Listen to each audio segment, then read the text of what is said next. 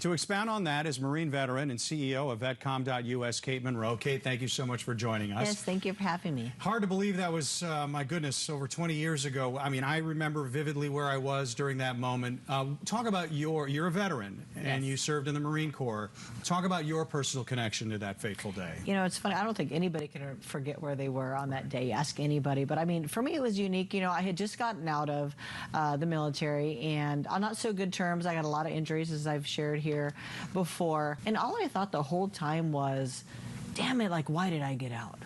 I had that, you know how some people have survivor's guilt over the loss of people that they lose in combat, and I had that kind of just like, damn it, I wish I was still in that fight, because you know, when that happens, you know you're going to war. You know, right. Somebody has to pay for this, and I think that experience really just altered the way that I looked at everything. I always had these big regrets over getting out of the military after that event. I wish that I had been able to stay in and fight that fight. I spoke to a lot of people who did enlist after that, people who went on to have promising careers. What you speak to a lot of veterans.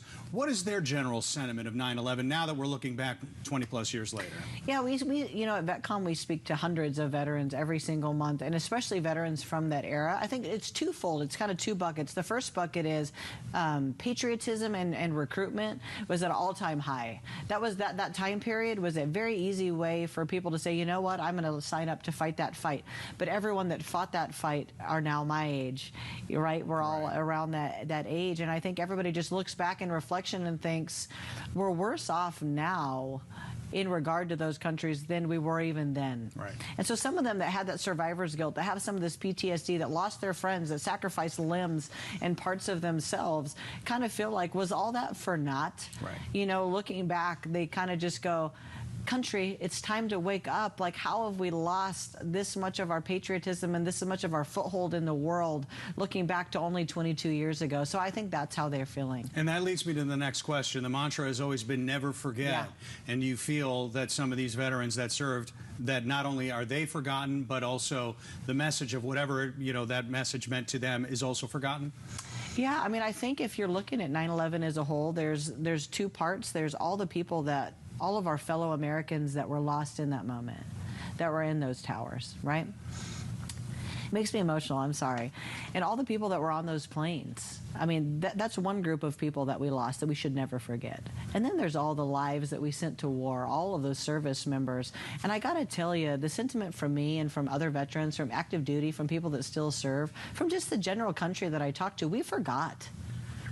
How did we forget this so fast? It's only been 22 years. Recruiting's at an all-time low right now, not at an all-time high. Our once waving flag, those chants of USA, USA, that united front that we have, has been replaced by all this division. We've got a different flag for every minute of the day now that replaces the American. I remember when you couldn't buy, do you remember when you couldn't buy an American flag? Right, they went out of stock right after that. I do remember that, I mean, yes. Because patriotism was so high, flags were waving everywhere.